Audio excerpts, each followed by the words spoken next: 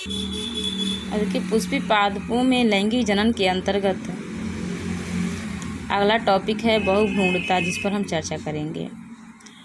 बहुभ्रूणता या पॉलीएम्ब्रियनी। अब देखिए सबसे पहले जानेंगे कि बहुभ्रूणता क्या है। बहु मीन्स बहुत से भ्रूण, मीन्स भ्रूण बनना, अर्थात बहुत से भ्रूण बनने की प्रक्रिया।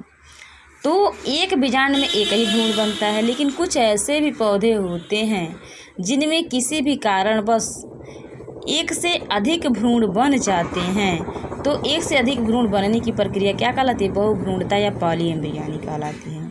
तो इसका डेफिनेशन हुआ कि एक बीजांड में विभिन्न कारणों से एक से अधिक भ्रूणों के बनने की क्रिया क्या कहलाती है? बहुभ्रूणता या पॉलीएम्ब्रियनी कहलाती है। देखिए सबसे पहले बहुभ्रूणता की खोज किसने की थी?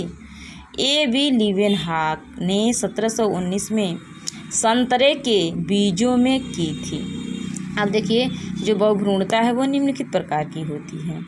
पहला है आपका सरल बहुभ्रूणता, सिंपल पॉलीएम्ब्रियनी। दूसरा है आपका मिश्रित बहुभ्रूणता, मिक्स्ड पॉलीएम्ब्रियनी। तीसरा है आपका स्थानिक बहुभ्रूणता, एडवेंटिव पॉलीएम्ब्रियनी। अगला है आपका विदलन बहुभ्रूणता, क्लीवेज पॉलीएम्ब्रियनी। अब देखिए सबसे पहले हम सरल बहुभ्रूणता को जानते हैं।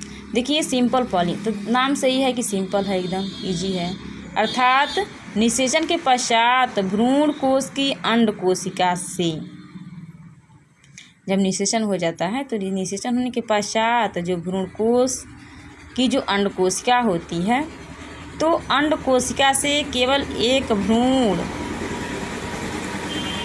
का ही निर्माण जब होता है, भ्रूण कोश के अंड कोशिका से जब केवल एक ही भ्रूण का निर्माण होता है, तो इसको हम क्या कहते हैं?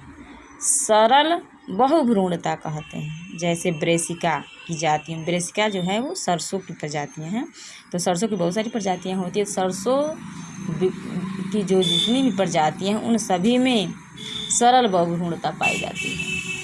अगला है आपका मिश्रित बहुभ्रूणता, मिक्स्ड पॉलीएम्ब्रियनी। अर्थात भ्रूण, तब देखिए भ्रूण कोश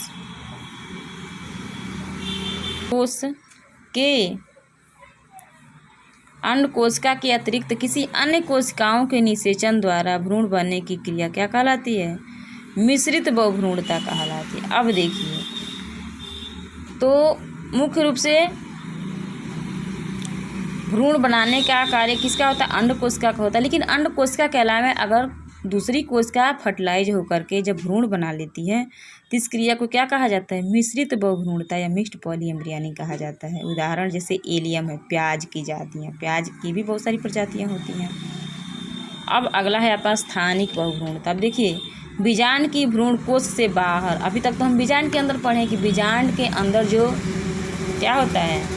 अंड कोशिका होती है। बीजांड के अंदर की जो अंड कोशिका होती है, तो जब वह भ्रूण का निर्माण करती है तो उसे हम सरल बहुभ्रूणता कहते हैं।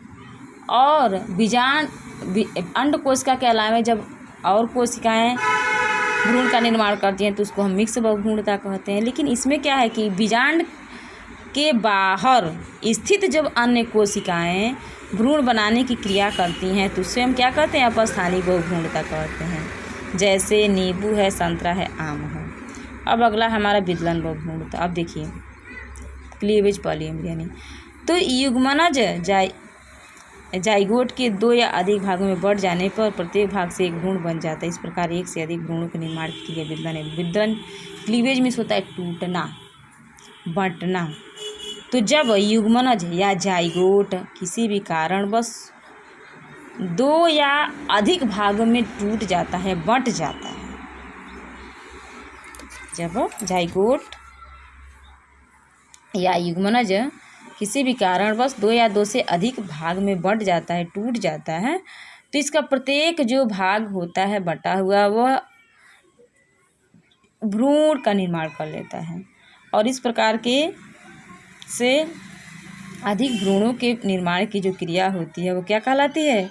विदलन बहुभ्रूणता कहलाती है। जैसे कुमुदिनी, क्रीटोलेरिया आदि। कुमुदिनी जिससे कम होते छोटे जो कमलनी होती है, जलीय पौधा है। क्रीटोलेरिया जो गलीय घास है, तो ये जलीय पौधे हैं।